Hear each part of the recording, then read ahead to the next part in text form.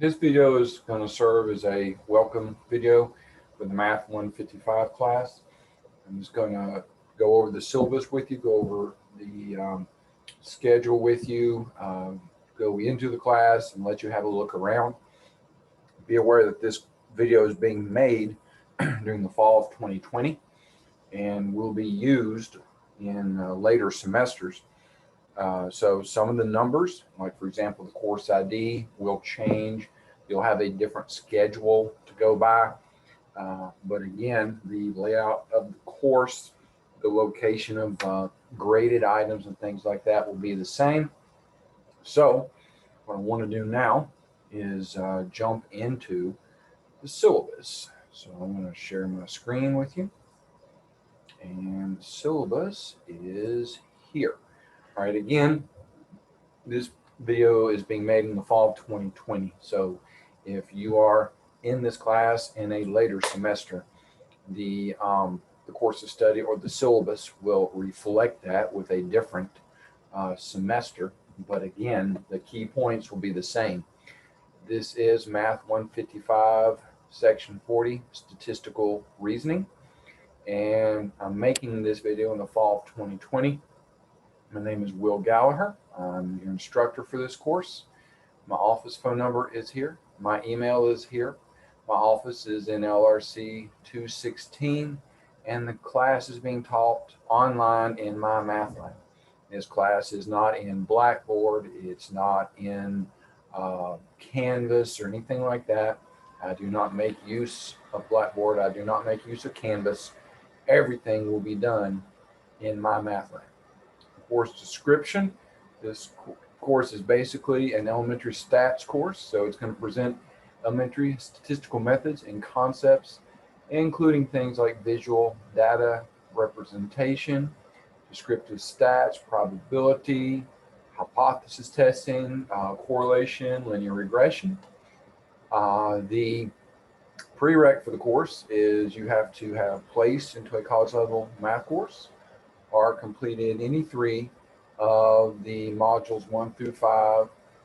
The textbook is Statistical Reasoning 5th edition.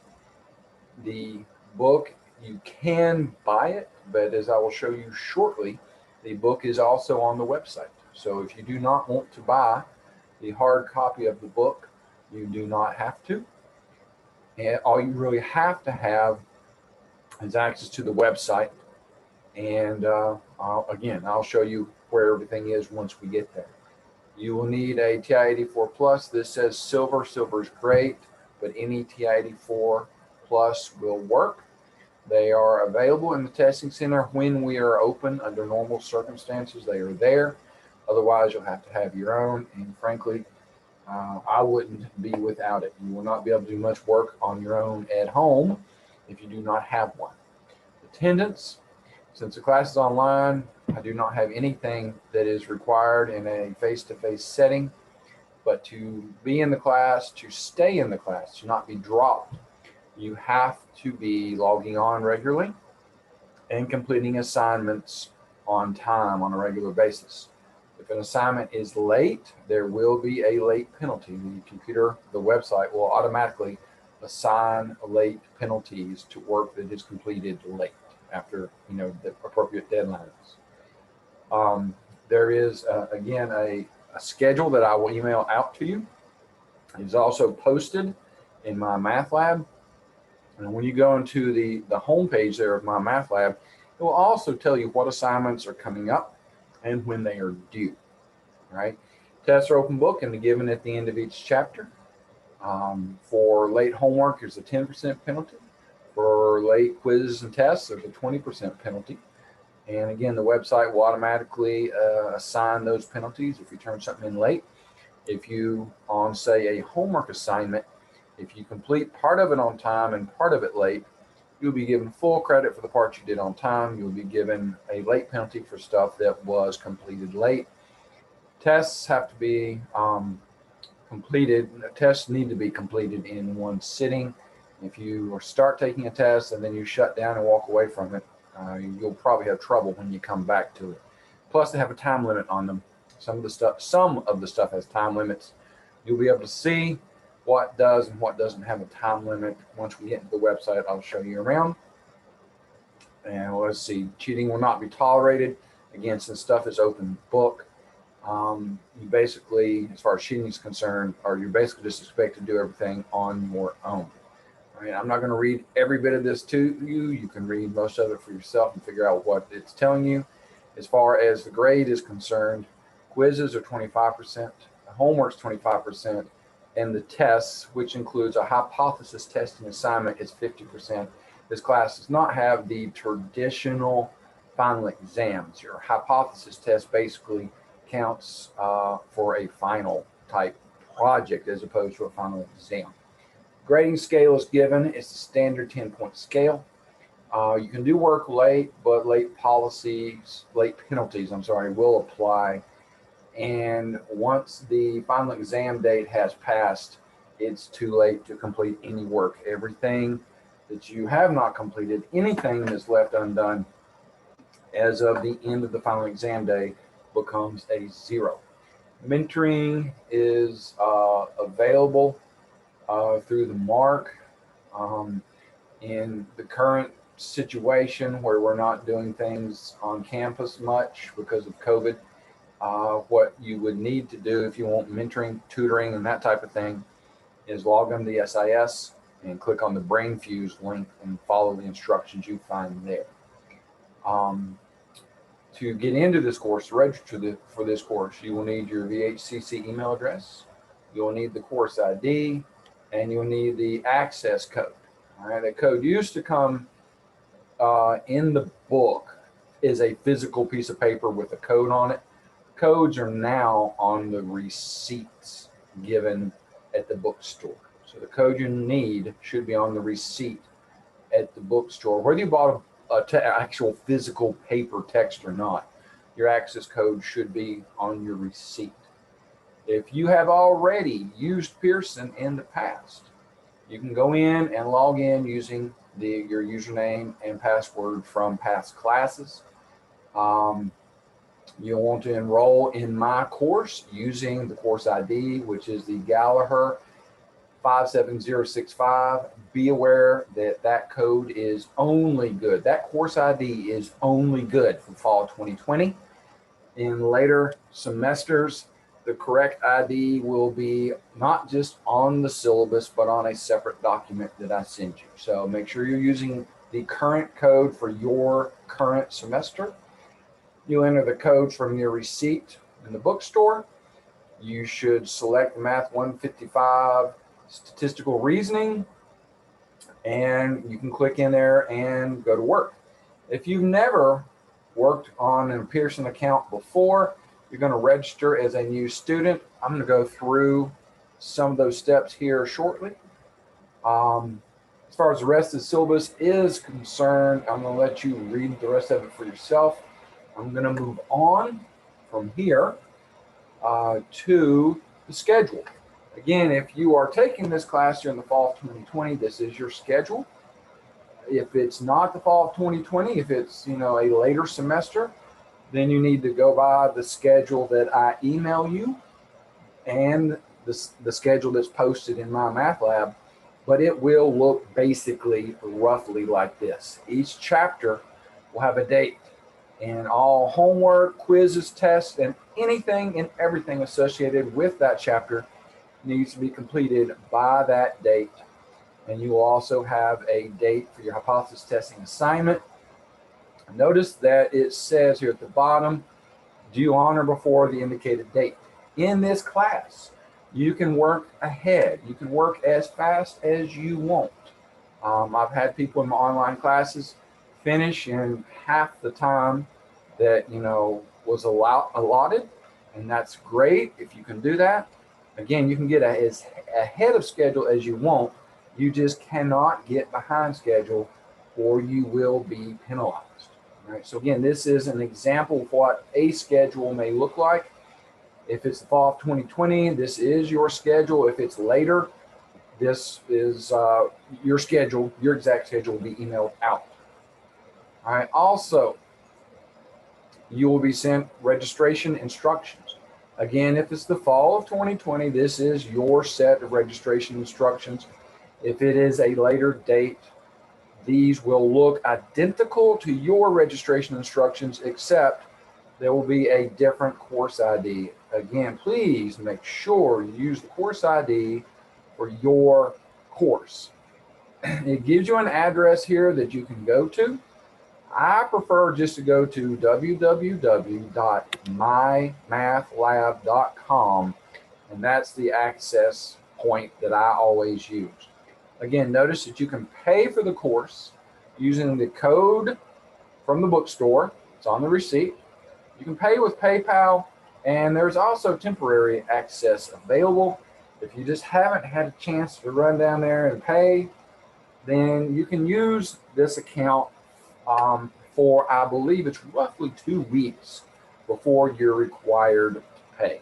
All right. It gives you some sign-in instructions. If you use the temporary access, it gives you the steps here that you would take to upgrade to full access once you pay. So all that information is here for you. Next, I want to move on to the actual website. All right. Now, the website, when you log in and get registered, is going to look like this. Your course is going to be right here for you to click on.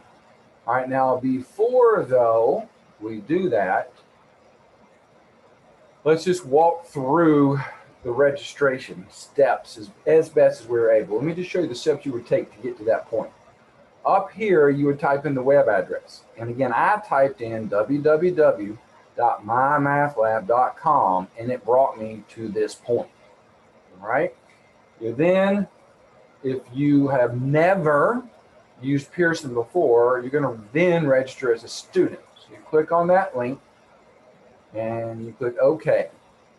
You would put in the course ID that I gave you. And of course, that is not the correct course ID. All right, this is for another course. But you'd put in the course ID and you'd hit continue.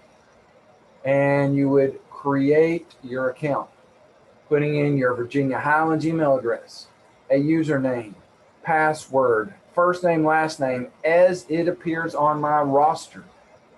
Pick a security question and an answer, and agree to all the usual stuff, and you will have created your account.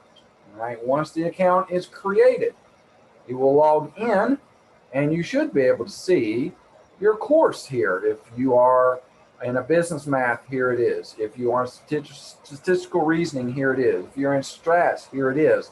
But you click on the appropriate course. For us, the appropriate course is the 155. I'm going to click on the 155. And once you're in, here's what you're going to see. First of all, you will come in the course home, and it tells you what's due and when. Below that is the syllabus. I've already gone over the syllabus, but it will be the most current syllabus. All right, again, if you're watching this in fall of 2020, this is the current syllabus. If you're watching this at a later date, it'll be your syllabus, your more current syllabus. The schedule will be here under the next link. Your most current schedule will be there.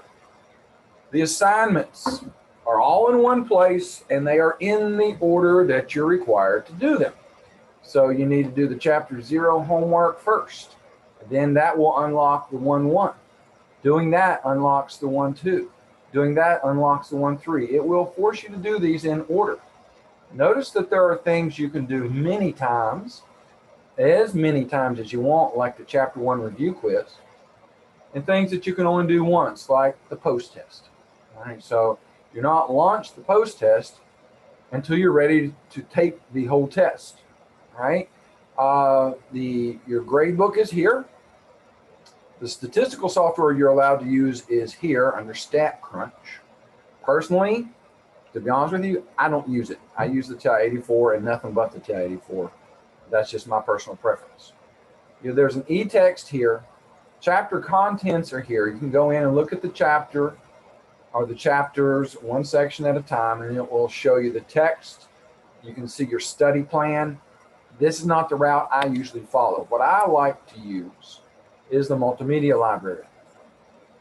And so you would go in and you pick a chapter. Let's say we want to take a look at chapter 4, the describing of data, and we're interested in section 2, which talks about the shapes of distribution. So I would select that. I would select, if I want to read the book, I would select multimedia textbook.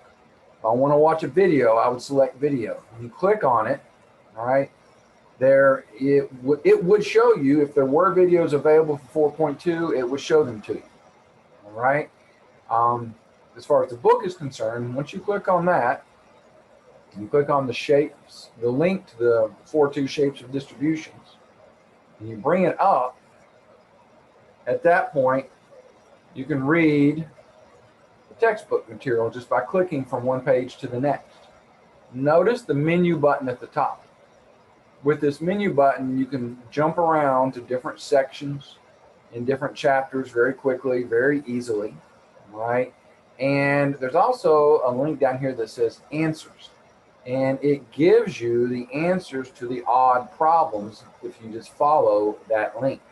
The answers are in section A, so if I wanted to jump ahead at the top, I could just type like A10, and it takes me to, oh, wait a minute, I'm too far. A5. Well, what is the problem here? Oh, let's click one page at a time. A1, 2, 3, 4. Okay, so it didn't like the way I was typing. Let's try A-5. Yeah, that worked. That took me to the 5th page of answers. So if you want to look at the odd answers, there it is. You got an index, alphabetical index. So again, make use of the menu page so that you can jump around and see the different sections, the answers, and things like that.